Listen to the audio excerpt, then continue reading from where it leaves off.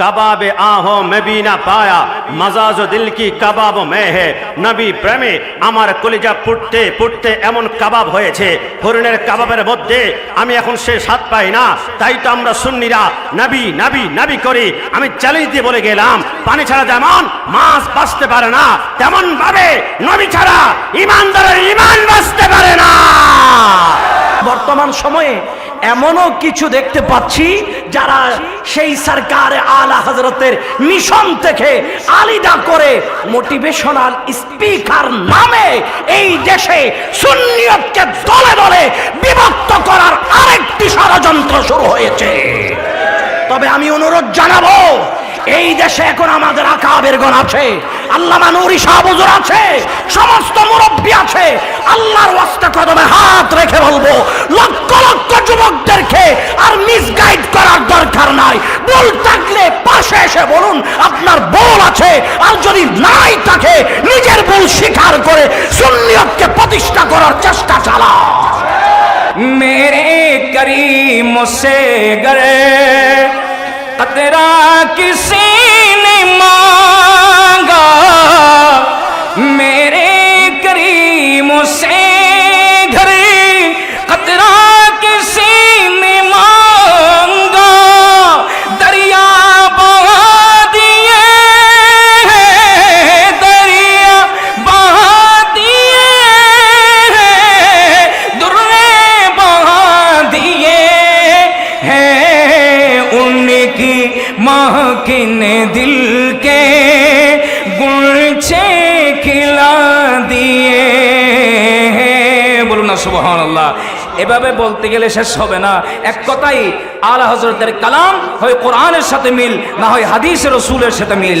মাসলাকে আলা হযরতের জান্দাকে যেভাবে উত্তোলন করেছিলেন, বর্তমান সময়ে আমরাও কিছু কিছু দেখতে পাচ্ছি যারা আলিদা মসনদ প্রতিষ্ঠা করার জন্য আলা হযরতের বিরুদ্ধে সকৌশলে আঙ্গুল উঠাইতে চাচ্ছে। কিন্তু আলা হযরতের রূহানি সন্তান যতদিন পর্যন্ত বাংলার মাটিতে থাকবে ততদিন পর্যন্ত কোন ধরনের ষড়যন্ত্রকারীরা আলা হযরতের বিরোধিতা করে সফল হতে পারবে না। কারণ আল্লামা নূরী শাহ হুজুর কেবলা তিনি একা শুধু মাঠে ওনার কণ্ঠ দিয়ে আলা হযরতের সেই আদর্শকে প্রতিষ্ঠা করে নয়, বাংলাদেশের এক একটা অঞ্চলে মাদ্রাসা প্রতিষ্ঠা করে একাডেমিক ভাবে আলা হযরতের রাসূল প্রেম মানুষের অন্তরে জাগ্রত করেছে। আলা হযরতের চেয়ে বড় আশেকের পরিচয় আপনি কিভাবে দিবেন, যিনি বলেন মুস্তাফা জানে রহমত তালাকো সালাম। মুস্তাফা মানে হচ্ছে যাচাই বাছাই করা, রহমতের জান মুস্তাফা আপনাকে লাখো সালাম। এর চেয়ে বড় প্রেমের রাসূলের প্রেমের পরিচয় আপনি কিভাবে দিবেন?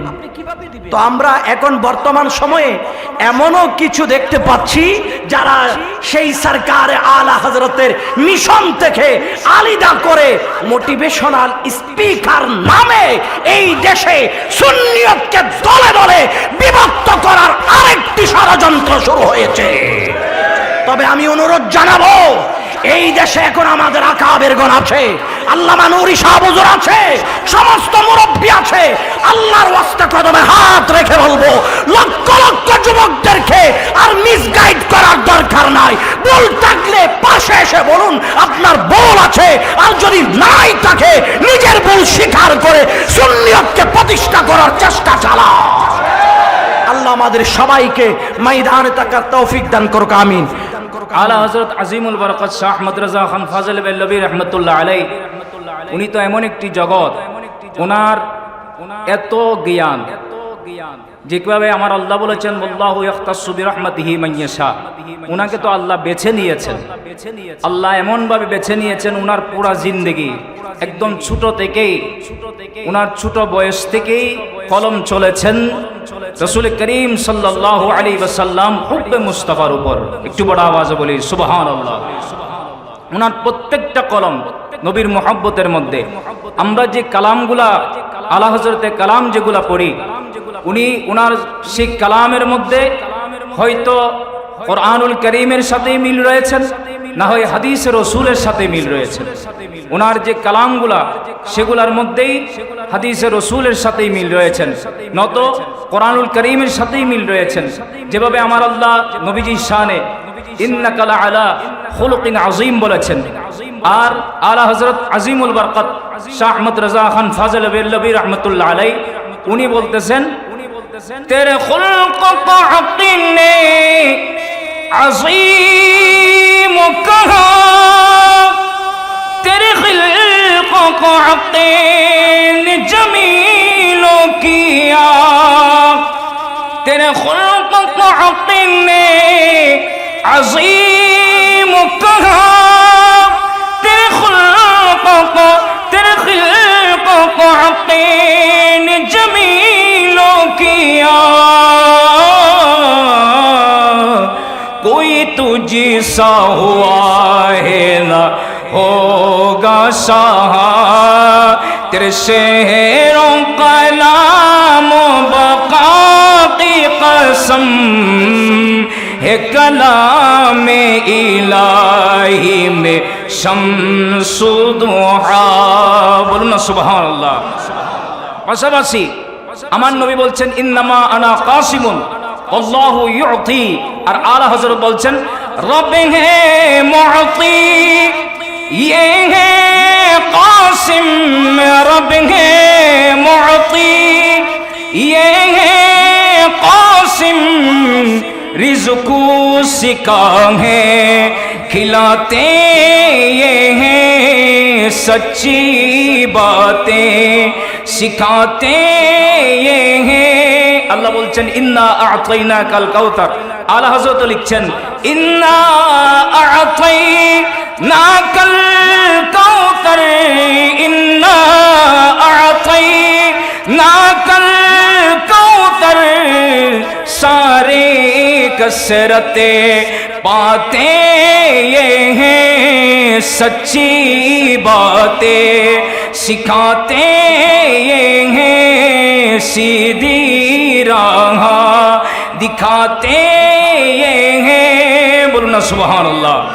আর আমার নবী বলছেন এই ইমানদার বান্দা, তোমরা যতক্ষণ পর্যন্ত আমি রসুলকে নিজের জানের চাইতে বেশি মহব্বত করবে না, ততক্ষণ পর্যন্ত তুমি ঈমানদার হতে পারবে না।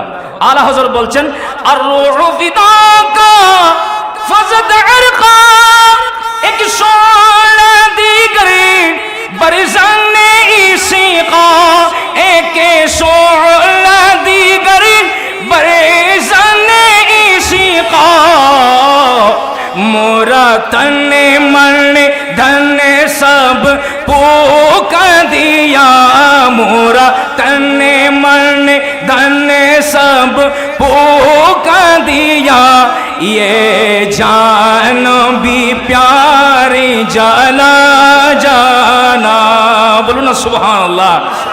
এভাবে বলতে গেলে আপনারা তো উলামায়ে কেরামের জবানেও শুনেছেন, হযরতে আবু হুরায়রা রাদিয়াল্লাহু তাআলা আসহাবে সুফা যিনারা 70 জন নবীর দরবারে থাকতেন, ইলম অর্জন করতেন, হযরত আবু হুরায়রা রাদিয়াল্লাহু তাআলা বলতে লাগলেন আমাদের প্রচন্ড খিদা লেগেছে, নবীজির অপেক্ষায় আছি, নবীজি আমাদের জন্য খানা নিয়ে আসবেন।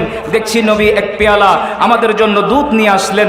নবী ডাক দিলেন এ আবু হুরায়রা এটা বন্টন করো। আমি বন্টন শুরু করলাম, সবাই খেয়েছেন। ইয়া রাসূলুল্লাহ বন্টন শেষ, এবার তুমি খাও। আমি খাওয়া শুরু করলাম, খেতে খেতে খেতে খেতে বাটির দিকে দেখলাম কমেও নাই বাড়েও নাই, নবীজি যতটুকু দিয়েছেন ততটুকু রয়ে গেলেন। একটু বড় আওয়াজে বলি সুবহানাল্লাহ। আর আলা হযরত বলছেন মেরে করিম সে গরে কতরা কিসি নে মাঙ্গা, মেরে করিম সে ঘরে কতরা কিসি নে মাঙ্গা, দরিয়া বहा दिए, दरिया बहा दिए, दुर्गे बहा दिए हैं, उनकी महकिन दिल के गुलछे खिला दिए এভাবে বলতে গেলে শেষ হবে না। এক কথাই আলা হযরতের কালাম হয় কোরআনের সাথে মিল, না হয় হাদিসের রাসূলের সাথে মিল। আল্লাহ আমাদের সবাইকে বুঝার তৌফিক দান করুক। আলা হযরতের কালাম এবং আলা হযরতের কিছু আলোচনা শুনে এই মাহফিল সমাপ্ত করলে শেষ হবে না। আলা হযরতের জীবন কর্মটা বাস্তবিকভাবে আমাদের সমাজের ভিতরে প্রকাশিত করতে হবে। আজকে যদিও আমরা আহলে সুন্নাত ওয়াল জামাতের দাবি করছি, আপনি দেখেন আশরাফ আলী থানভীর অনুসারীরা আশরাফিয়া তরিকা গোটা বাংলাদেশে প্রকাশিত করে ফেলেছে, হাজার হাজার দ্বীনি প্রতিষ্ঠান প্রতিষ্ঠা করেছে। বাতিল বন্ধুরা তাদের মিশনটাকে কামিয়াব সফলতার ধারে নিয়ে গেছে। কিন্তু যদিও আমরা হকপন্থী দাবি করছি, এই আহলে সুন্নাত ওয়াল জামাত আমরা কখনো এখনো পর্যন্ত আমরা সফলতা পাইনি। দুনিয়ার জমিনে সমস্ত বাতিলের বিরুদ্ধে রাখ দিয়া সমস্ত নজদিদের স্যারগুলাকে এমনভাবে কর্তন করেছেন। তিনি এমন এক আলা হযরত, ইন্নাল্লাহা ইয়াবআসু লিহাদিল উম্মাহ আলা রাসিন কুল্লি মিয়াতিন সানা মান ইউজাদ্দিদু লাহা। 100 বছর পর পর রব্বুল ইজ্জতের পক্ষ থেকে একজন মুজাদ্দিদ প্রেরণ করা হয়, যে মুজাদ্দিদরা দিনকে সংস্করণ করেন। প্রথম শতাব্দীর মুজাদ্দিদ ছিলেন ওমর ইবনে আব্দুল আজিজ, দ্বিতীয় শতাব্দীর মুজাদ্দিদ ছিলেন ইমাম আহমদ ইবনে হাম্বল, তৃতীয় শতাব্দীর মুজাদ্দিদ ছিলেন হযরত ইমাম নাসাই, চতুর্থ শতাব্দীর মুজাদ্দিদ ছিলেন ইমাম বাইহাকি, পঞ্চম শতাব্দীর মুজাদ্দিদ ইমাম গাজ্জালি, ষষ্ঠ শতাব্দীর মুজাদ্দিদ ছিলেন হযরতে ইবনে হাজার আসকালানি, অষ্টম শতাব্দীর মুজাদ্দিদ ছিলেন ইবনে হাজার আসকালানি, নবম শতাব্দীর মুজাদ্দিদ ছিলেন জালালউদ্দিন সুয়ুতি, দশম শতাব্দীর মুজাদ্দিদ ছিলেন মোল্লা আলী কারি, 11তম শতাব্দীর মুজাদ্দিদ ছিলেন শেখ আহমদ ফারুক সিরহিন্দি, দ্বাদশ শতাব্দীর মুজাদ্দিদ ছিলেন আওরঙ্গজেব, এবং ত্রয়োদশ শতাব্দীর মুজাদ্দিদ ছিলেন শাহ আব্দুল আজিজ, এবং চতুর্দশ শতাব্দীর মুজাদ্দিদ ছিলেন আলা হযরত ইমামে আহলে সুন্নাত ওয়ালিয়ে নিয়ামত আজিমুল বরকত আজিমুল মারতাবাত হামিয়ে সুন্নাত মাহিয়ে বিদআত মুজাদ্দিদ দ্বীন ও মিল্লাত আলেমে শরিয়ত আলেমে তরিকত ইমাম ইশকে মোহাব্বত আল্লামা মাওলানা আল হাফেজ আল কারি হযরত ইমাম আহমদ খান ফাজিল বেরলভী। তিনি চমৎকার বলেছেন, কাবাবে আহো মেবি না পায়া মজাজ দিল কি কাবাব মে হে। নবী প্রেমে আমার কলিজা ফুটতে ফুটতে এমন কাবাব হয়েছে, হরিণের কাবাবের মধ্যে আমি এখন সে স্বাদ পাই না। তাই তো আমরা সুন্নিরা নবী নবী নবী করি। আমি চ্যালেঞ্জ দিয়ে বলে গেলাম, পানি ছাড়া যেমন মাছ বাঁচতে পারে না, তেমন ভাবে নবী ছাড়া ইমানদারের ইমান বাঁচতে পারে না। আলা হযরত আমাদেরকে ইমাম ইশকে মোহাব্বত শিখিয়েছেন। আলা হযরত হুজরতে বসা একজন আশিক রাসূল একটা গোলাপ ফুল নিয়ে হাজির হয়েছিল। হুজুর, হাজারো গোলাপের মাঝে একটি গোলাপ আপনার জন্য উপহার। আলা হযরত হাদিয়া গ্রহণ করেছেন। গোলাপ ফুলের তাকিয়ে তাকিয়ে মুস্কি মুস্কি হেসে বলতে লাগলেন, আর এটা কেমন গোলাপ, সকালবেলায় সৌরভিত আর সন্ধ্যাবেলায় তার ফুলগুলা ঝরে যায়। এটা কেমন গোলাপ, যে গোলাপ সকালবেলায় অমলিন থাকে, সন্ধ্যাবেলা মলিন হয়ে যায়, সকালবেলায় সুগন্ধি দেয় আর সন্ধ্যাবেলায় সুগন্ধিহীন হয়ে পড়ে। আসো, এই গোলাপ ফুলের যিনি প্রাণ, এই গোলাপ ফুলের যিনি জান, তার সম্পর্কে তোমাকে দুইটা ফুলের বাণী শোনায়। আলা হযরত লিখতে শুরু করলেন, सरताब कदम तेरे सरताब कदम है तने सुल्तान जमन फूल लब फूल दहन फूल जगन फूल बदन फूल वल्लाह जो मिल जाए मेरे गुल का पसीना मांगे ना कभी तर ना फिर चाहे दुल्हन फूल। क्या बात है रजा, उस समनस्तान की करम है जिसमें हजरत फातिमा कली, जिसमें हुसैन और हसन फूल। আমার নবী এমন একটা ফুল, যেই ফুলের সৌরভে গোটা পৃথিবী ছড়িয়ে গিয়েছে। 1400 বছর পার হলো, আমার নবীকে এখনো পর্যন্ত কেউ সাংবাদিক বললে আমাদের রক্ত গরম হয়ে যায়, নবীকে কাবায় বললে রক্ত ধরে রাখতে পারি না। সামনে মিলাদুন নবী আসলে অনেকে মিলাদুন নবীর জুলুস করলে আমাদেরকে হিন্দুদের জন্মাষ্টমী আর খ্রিস্টানদের বড়দিনের কথা বলে। বাংলাদেশ সরকারের দৃষ্টি আকর্ষণ করে বলছি, যেই দেশে মিলাদুন নবী রাষ্ট্রীয়ভাবে পরিচালিত হয়, ওই দেশে যারা মিলাদুন নবীকে বিদআত বলবে, এদের বিরুদ্ধে রাষ্ট্রের পক্ষ থেকে রাষ্ট্রদ্রোহী মামলা করতে হবে। কারণ এই দেশ হচ্ছে আহলে সুন্নাত ওয়াল জামাত আর ইমাম ইশকে মোহাব্বত আলা হযরতের প্রেমের একটা নকশে কদমের দেশ।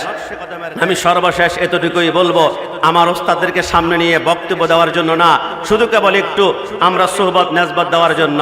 আলা হযরত এক মজলিসে বসছিলেন, দুশ্মনে আহমদ ফে শিদ্দাত কে দিয়ে তিনার এক মুরিদ এই কথা শুনে রাস্তা দিয়ে হাঁটছিলেন। হঠাৎ করে মাইকার আওয়াজে এক ওহাবি বাতিল বক্তব্য দিচ্ছিল যে সরকার মদিনার খেয়াল নাকি নামাজের ভিতরে আনা গরু গাদাচ্ছে নিকৃষ্ট। হাতের মধ্যে খঞ্জর নিয়ে স্টেজের মধ্যে উঠে বুকের মধ্যে গেঁথে দিলেন, রক্তের ফোঁটা পড়লো। পরের দিন মার্ডার হলো, মৃত্যুবরণ করলো, এবার অ্যারেস্ট করা হলো। আলা হযরতের মুরিদ বলে আগামীকাল তো আমাকে আদালতে আনা হবে, পাশের কাজটা আমাকে দাঁড় করে দিবে। আলা হযরত বলে তোমাকে জিজ্ঞেস যখন করবে অ্যাডভোকেট, তুমি বলবো আমি কোনো মানুষ মারি নাই। এটা কেমন কথা? শত শত মানুষ আমার সামনে ছিল, আমি তো মানুষ মেরেছি, তুমি বলবা কোনো মানুষ মারি নাই। অ্যাডভোকেট বললো তুমি কেন মারছ? আমি কোনো মানুষ মারি নাই। আরে কেমন কথা? শত শত মানুষের সামনে তুমি মেরেছ, না আমি মানুষ মারি নাই। জজ সাহেব বলে ওয়ার্ডার, আগামীকাল কবর খোলা হবে, ময়না তদন্ত করা হবে। এই ময়না তদন্তের ভিতরে মানুষ যদি মারে পাশের কাষ্ট হবে। পরের দিন কবর খোলা হলো, হাওয়া মা করে চিৎকার শুরু হলো। কেন চিৎকার করো? সমস্ত আলেমরা গেল, মানুষ গেল, জজ সাহেব গেল, দেখলো কবরের ভিতরে মানুষ দাপন করা হয়েছে, কিন্তু রসুলের শানে গোস্তাকি করার কারণে ওইখানে চেহারা মানুষের মতো নাই, চেহারার তার জানোয়ারের মতো হয়ে গিয়েছে। এই জন্য যারা মিলাদুন নবী তাবারুককে আমাদেরকে পায়খানা বলেছিল, যারা ময়দানে রসুল কিয়ামতের ময়দানে শাফাআত করতে পারবে না বলেছিল, যারা তাদের চেহারা নিকৃষ্ট হয়েছিল, কিন্তু আল্লামা জালালউদ্দিন আল কাজী, আল্লামা নাইমি, আল্লামা হাশিমির চেহারা মৃত্যু পর্যন্ত আর কত ছিল। গোস্তাখোর রাসূল মৃত্যুর আগে লাঞ্ছিত হয়ে মৃত্যুবরণ করবে, ডান হাত তুলে বলা দিচ্ছি না। এই জন্য আসুন সরকারে মদিনার প্রেম, আলা হযরতের প্রেম, সরকারে মদিনার প্রেম, আলা হযরতের কুলিতে কুলিতে আমরা মিশাই। সর্বশেষ আজকের প্রোগ্রামটা হচ্ছে যৌতুক বিরোধী এবং মাদক মুক্ত। যৌতুক মানে হচ্ছে ভিক্ষা। আমরা কখনো কোনো ভিক্ষুকের কাছে আমাদের মেয়ে বিয়ে দিতে পারি? যেখানে ইসলাম বলে তোমার কাছে যদি একটা পুরাতন চাদর থাকে, তোমার বাবা ওই মুহূর্তে মৃত্যুবরণ করেছে, তোমার বাবাকে দাফন করার জন্য 3টা চাদর তোমার কাছে নাই, একটা চাদর আছে, অন্যের কাছে হাত পাতবা না, ভিক্ষা করবা না, ওই পুরাতন চাদর দিয়ে তোমার বাবাকে তুমি দাফন করবা। যে বাবাকে দাফন করার জন্য ভিক্ষা করা, অন্যের কাছে ছাওয়া, হাত বাড়িয়ে দেওয়া ইসলাম সমর্থন করে না। সেইখানে যারা যৌতুক নিতে চায়, ভিক্ষা করতে চায়, ওই ভিক্ষুকের কাছে আমাদের মেয়ে কখনো আমরা বিয়ে দিতে পারি? রব্বুল আলামিন আল্লামা নুরি শাহ হুজুরের খেদমত প্রজন্মের পর প্রজন্ম কিয়ামত পর্যন্ত ধারাবাহিকভাবে কবুল করুক। আমরা যতদিন বেঁচে থাকবো, যাতে করে সমস্ত আকাবির যাদের অন্তর নবীর প্রেম আছে, এদের কদমের ধুলা আমাদের চোখের সুরমা বানিয়ে আমাদের জীবনটা রাজপথে কোরবান করতে পারি। ওয়ামা তৌফিক ইল্লা বিল্লাহ। আসসালামু আলাইকুম ওয়া রাহমাতুল্লাহি ওয়া বারাকাতুহু।